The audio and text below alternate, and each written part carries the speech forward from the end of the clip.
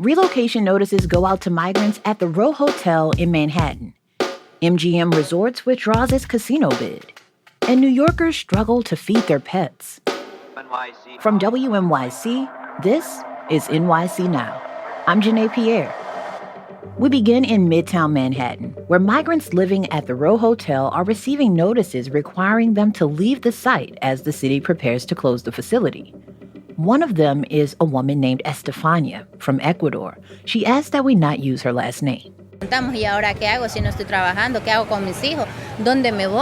Estefania says she's worried about being forced to live on the streets. City officials say migrants without housing will be transferred to other shelters. The Row housed more than 3,600 people at its peak. Currently, there are about 3,000 migrants living there, mostly families. New York continues to scale back its emergency migrant shelters, with just 4 migrant-only sites remaining. That's down from more than 200. MGM Resorts has decided to withdraw its bid for a full casino in Yonkers, a move that came as a surprise to Governor Kathy Hochul. The company made the announcement despite qualifying for the final round of the bidding process just 2 weeks ago. Hochul says she sees no reason to question the company's decision. I think MGM knows, they made their own probably financial decision based on what their needs are. The company's withdrawal means that there are now 3 remaining bids in contention for up to 3 casino licenses. All the remaining bids are located within the 5 boroughs. They include casinos at Ferry Point in the Bronx, near Citi Field in Flushing, and at the Aqueduct racetrack. The New York Independent System Operator is sounding the alarm on energy reliability issues in New York City. The not-for-profit corporation ensures the state has reliable and affordable power. The group released 2 reports this week saying the city could experience frequent and longer outages over the next 5 years. The assessment cites increasing electricity demands and difficulties in the new power generation as key factors. The report also says the state will need to keep running aging plants that were scheduled for closure. New Yorkers are struggling to feed themselves and their pets as food costs continue to rise. We'll have more on that after the break.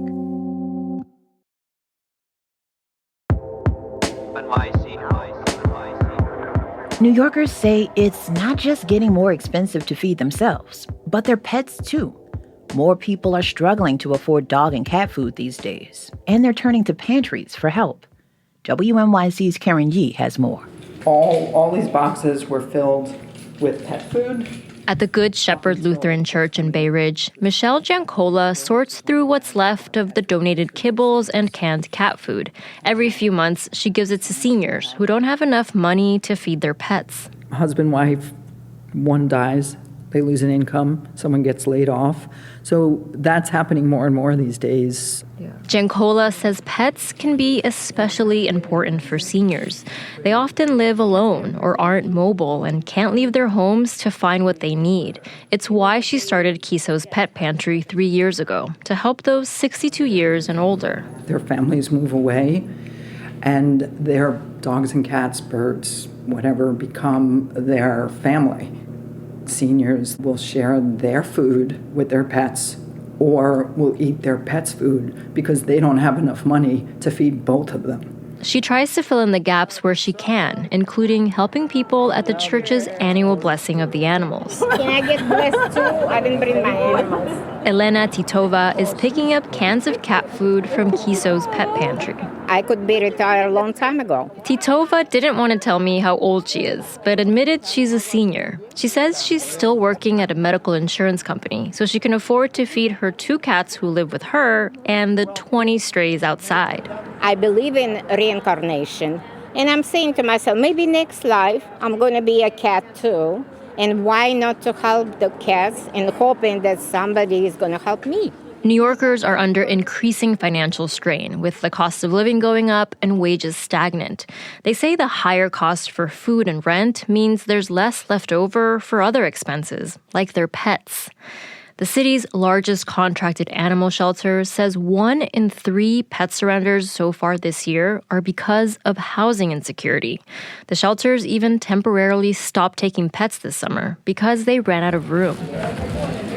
Now, food pantry providers say demand is surging for pet food, but supplies run out quickly. It always goes out before the next shipment comes. The New York Common Pantry is among the few in the city that, along with fresh produce for people, offer canned cat food and kibble.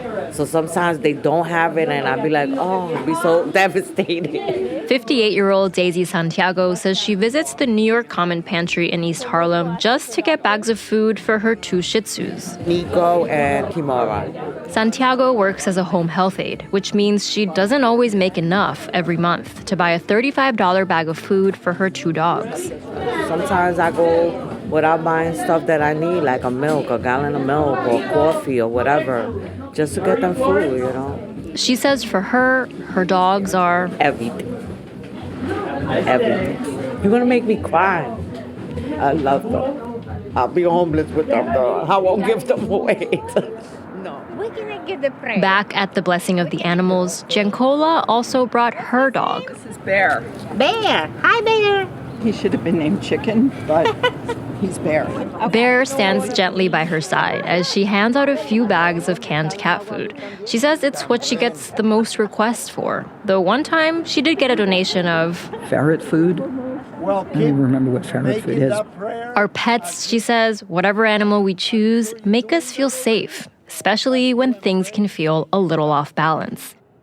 That's WNYC's Karen Yee. Thanks for listening to NYC Now from WNYC. I'm Janae Pierre. We'll be back tomorrow.